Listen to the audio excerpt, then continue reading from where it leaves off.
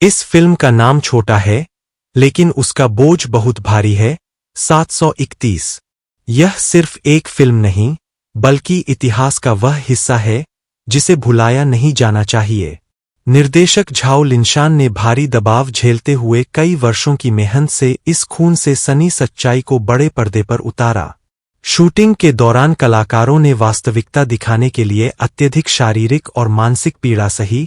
वे टूटने की कगार पर पहुंच गए, क्योंकि वे जानते थे कि हर दृश्य मृत आत्माओं के लिए श्रद्धांजलि है। यह फिल्म कहानी नहीं, जीवन की बात करती है। वह कहती है, अगर तुम मुझे याद रखो तो मैं जीवित हूं। कहानी की शुरुआत नरक जैसे दृश्य से होती है। अंडा के बाहरी प्रयोग स्थल पर फार्म हाउस के पास एक एक कर क्रॉस खड़े किए जाते हैं, जिन पर जीवित लोगों को बांधा जाता है। उन्हें मारुता कहा जाता है, जिसका जापानी में अर्थ लकड़ी का लट्ठा होता है, लेकिन यूनिट 731 में इसका मतलब था प्रयोग की सामग्री। कैमरा एक किशोर लड़के सुन मिंगलियांग पर ठहरता है। उसकी आंखों में डर नहीं, सिर्फ गुस्सा है। वह पास खड़े वांग योंगझांग से कहता है, कल रात जो कहानी सुनाई वह बहुत खराब थी। दूसरी ओर जापानी अधिकारी दूरबीन से यह सब ऐसे देख रहे हैं जैसे कोई प्रदर्शन हो। एक विशाल गुब्बारा धीरे धीरे ऊपर उठता है, जिस पर इशी शिरो की नाइटिंगेल योजना टंगी है। उसका उद्देश्य चूहों और पिस्सुओं से भरे बमों के जरिए महामारी फैलाना था। आदेश मिलते ही बम गिराया जाता है। यह साधारण बम नहीं, बल्कि महामारी फैलाने वाला सिरेमिक बम है। पल भर में चारों ओर आग और चीखें फैल जाती है। कैमरा कांपता है, रोशनी बिखरती है। हर चेहरे पर निराशा और पीड़ा साफ दिखाई देती है। वांग योंगझांग रस्सी तोड़कर आग के बीच दौड़ता है, लोगों को बचाने की कोशिश करता हुआ। वह सुन मिंगलियांग को पकड़कर धुएं और लपटों के बीच भागता है, लेकिन जल्द ही आग उन्हें घेर लेती है। एक तरफा नरसंहार में एक एक कर जिंदगियां खत्म होती जाती है। दृश्य बदलता है, नरक की ओर जाती ट्रेन। ठंडी बोगी में सुन मिंगलियांग जादू दिखा रहा है। उसकी उंगलियां फुर्तीली है, यात्री हंस रहे हैं। बाहर की बर्फ और युद्ध की छाया कुछ पल को भूल जाते हैं। दो जापानी बच्चियां ताली बजाते हुए मंत्रमुग्ध होकर देखती है।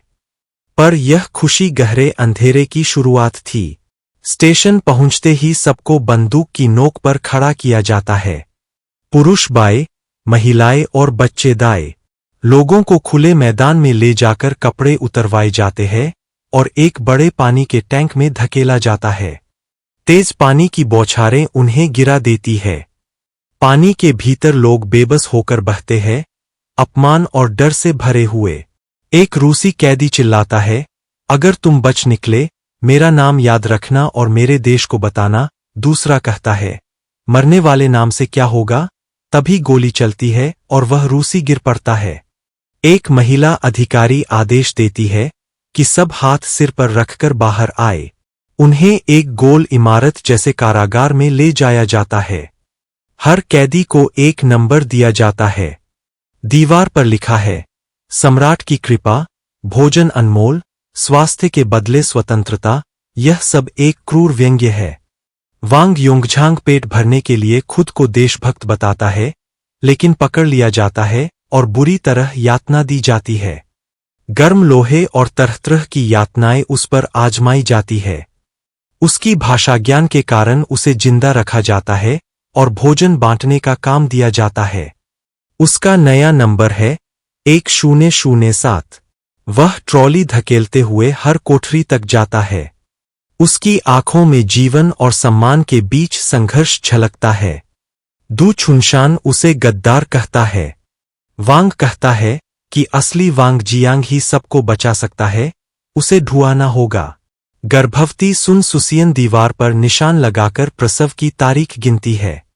वह कहती है, औरत के लिए यह सबसे बड़ा क्षण होता है, यह अंधेरे में जीवन की उम्मीद है। वांग गुप्त रूप से संदेश और औजार पहुंचाता है। कोई बारूद इकट्ठा करता है, कोई जड़ी बूटियां लाता है। सुन मिंगलियांग जादू से चाबी चुरा लाता है। वे 2 जुलाई को सामूहिक भागने की योजना बनाते हैं। उस दिन बाहर उत्सव है, अंदर विद्रोह। दरवाजे खुलते हैं और लोग बाहर दौड़ते हैं। लेकिन यह एक जाल था। सामने पानी की तेज धार और दोनों ओर बंदूकें। दू छुनशान खुद को कुर्बान करता है, फिर भी वे पकड़े जाते हैं। सुन सुसियन को ऑपरेशन टेबल पर ले जाया जाता है। उसका अजन्मा बच्चा निकालकर नमूना बना दिया जाता है।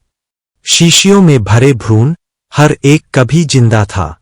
वांग कांच की दीवार के पीछे खड़ा सब देखता है और खून से सने कांच पर क्रॉस बनाता है, जीवन का निशान और मौन विरोध। अंत में उन्हें गरड़े में फेंककर चूना डाल दिया जाता है। सुन मिंगलियांग लाशों के ढेर से निकलता है। उसकी आंखों की चमक बुझ चुकी है। बचे लोग एक दूसरे पर चढ़कर मानव सीढ़ी बनाते हैं और अपने नाम पुकारते हैं। मैं दु योंगशेंग हूं। मैं ली जिझू हूं। मैं सुन मिंगलियांग हूं। वे आखिरी पल में साबित करना चाहते हैं कि वे जीवित थे। अंत में कोई नहीं बचता। फिल्म के अंत में दृश्य 731 के अपराध संग्रहालय में बदलता है। एक वृद्ध जापानी सैनिक स्वीकार करता है, मैंने 300 जीवित लोगों की चीरफाड़ की।